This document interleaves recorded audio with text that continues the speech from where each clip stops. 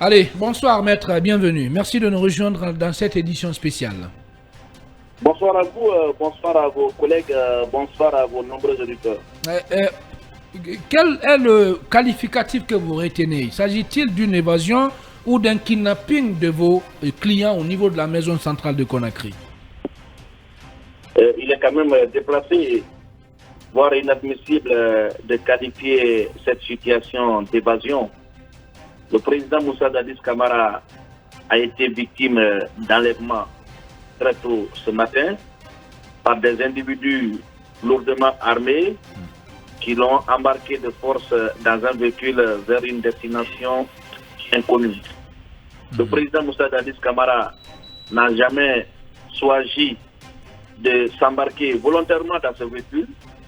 La preuve, c'est que ces assaillants, quand ils ont réussi à s'introduire dans les locaux de la maison centrale, ils ont, n'est-ce pas, enchaîné des tirs à balles réelles. Ils ont tiré la maison centrale. Ils ont tué tous les détenus, y compris le président Moussa Dadis Camara, qui n'avait de choix que de se prêter à leur jeu. Au moment où j'échangeais avec lui très tôt ce matin, je sais dans quelles conditions, avec quelle voix il s'exprimait. La personne que j'ai entendue n'est pas cette personne normale que j'ai l'habitude, n'est-ce pas, d'écouter. Le président Moussa Dadis est une victime d'un enlèvement. Il est une victime de la défaillance de l'État. L'État a failli à son obligation de garantir la sécurité des détenus de la maison centrale de Conakry. On ne peut pas, dans ces conditions, s'abriter derrière une irresponsabilité pour accuser ces victimes et à tort d'évasion. C'est imparable, c'est inadmissible, c'est inconcevable. Ce n'est pas possible. Et aujourd'hui, je viens de lire que nos clients étaient en fuite, étaient des fugitifs. Le président Moussa Dadis est loin d'être un fugitif. Il était entre les mains de ces geôliers. Dieu seul sait par quelle astuce, par quelle intelligence qu'il a pu s'échapper. On ne peut pas, dans ces conditions, venir ici dire qu'ils ont été interpellés. L'avocat de M. Moussa Camara vous a dit dans quelles conditions il a rejoint la maison centrale. Le président Moussa Dadis n'a jamais eu l'intention de sortir de cette manière. Justement, maître, Khalil, attendez, il va terminer, oui. Justement, maître, je voulais aussi vous poser la question. Il a décidé de venir faire face à son procès. Il savait, depuis le Maroc où il a transité avant de venir en Guinée, qu'il allait être conduit en prison. S'il n'avait pas l'intention de se prêter à la justice, il ne serait pas venu. Bien. D'accord. Après tout ce qui s'est passé. D'accord, maître, on va échanger, si vous le permettez, maître Antoine Pépé, la Malone, les avocats du capitaine Dadis Camara, en direct dans cette édition spéciale sur Film Guinée. Khalil Camara. Oui, je voudrais partir dans le même sens de votre intervention. Vous avez dit qu'il y a l'avocat de Moussa Kekboro qui a dit dans quelles circonstances son client a rejoint la maison centrale. Je voudrais aussi vous demander, est-ce que vous savez dans quelles conditions votre client est revenu à la maison centrale?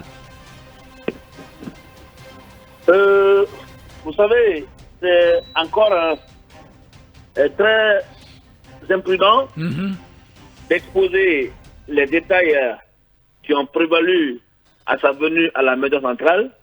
Mais je puis vous dire que son enlèvement à la maison centrale a été acté et son retour également l'a été grâce à des astuces dont il est vraiment prématuré. Oui, mais il y a des questions qui persistent, maître Pépé Antoine Lama. On vous écoute partout dans les cafés, dans les concessions, dans les quartiers. Les gens ont envie de savoir davantage sur ce qui s'est passé. Dans quelles conditions le capitaine Dadis Camara a été enlevé, puisque vous estimez qu'il s'agit d'un enlèvement. Il a été enlevé par qui? Il a été conduit à quelle destination? Et dans quelles circonstances il est revenu à la maison centrale de Conakry? Édifiez le peuple de Guinée qui vous écoute. Oui, je veux bien que le peuple de Guinée soit au courant de ces détails. Oui. Mais moi, je voudrais laisser le soin au président Moussa Dadis Camara, le moment venu, d'exposer les détails de son retour à la maison centrale de Conakry. D'accord. Maître Pépé Antoine Lama en direct. Et dans notre édition spéciale sur Film Guinée, Lincoln. Oui, maître, ce matin, j'ai échangé avec un autre avocat de M. Moussa Dadis Camara qui disait que tous les avocats que vous êtes avaient désormais peur par la situation qui est arrivée à la maison centrale. Est-ce que cette angoisse est toujours de mise chez vous aussi? Vous savez, depuis son incarcération, je n'ai cessé de dire que le président Moussa Dadis Camara n'est pas en sécurité. Si des éléments extérieurs ont pu, n'est-ce pas, s'introduire dans les locaux de la maison centrale pour les enlever et les conduire vers une destination inconnue, il n'est pas exclu qu'un élément interne puisse se comporter ainsi un jour à l'égard du président Moussa Dadis Camara. Il aurait pu perdre sa vie dans cette situation. À qui revenait la charge d'assumer cette responsabilité? C'est bien entendu l'État. Dans cette affaire, l'État a failli. Il faut bien que le ministre de la Justice, garde des Sceaux, n'est-ce pas, revienne sous terre pour reconnaître au moins cette défaillance. L'administration pénitentiaire qui a en charge de sécuriser, de surveiller la maison centrale n'a pu empêcher ce groupe d'individus de s'introduire dans ces locaux pour, n'est-ce pas, exfiltrer nos clients. Donc aujourd'hui, il faut le reconnaître, l'État a failli et nous l'invitons d'ailleurs davantage à faire en sorte que cette sécurité, n'est-ce pas, ne puisse connaître éventuellement cette défaillance qu'elle vient nous afficher. Bien, une dernière question, cabinet Fofana. Peut-être c'est plutôt un commentaire, c'est que ce soit un cas, le cas effectif d'une évasion ou que Alors, ce soit... est-ce que vous nous recevez, maître? Vous pouvez lever la voix, s'il vous plaît? Vous nous recevez maintenant, c'est bon? Vous nous entendez?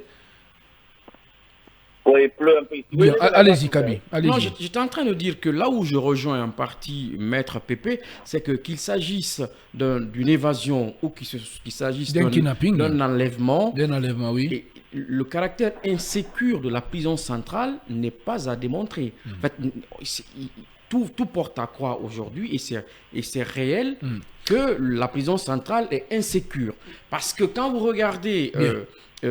comment tout ça s'est passé, ou plutôt la façon dont on explique, qu'il s'agisse d'un enlèvement ou d'une évasion, ce qui va se prouver très prochainement à travers donc les enquêtes, le caractère insécure des prisons, de cette prison-là, est aujourd'hui validé. Il faut y remédier.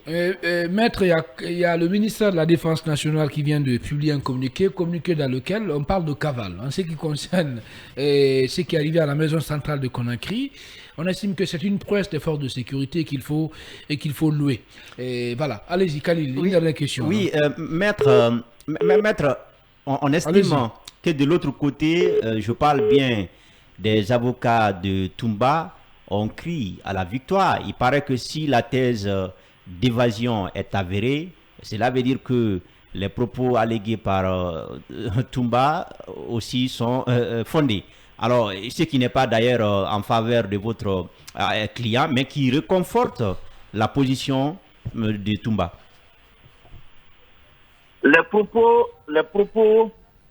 Les déclarations que Toumba a tenues à la barre du tribunal criminel de Pictine étaient bien connues du président Moussa Dadis Camara avant de se rendre à Conakry.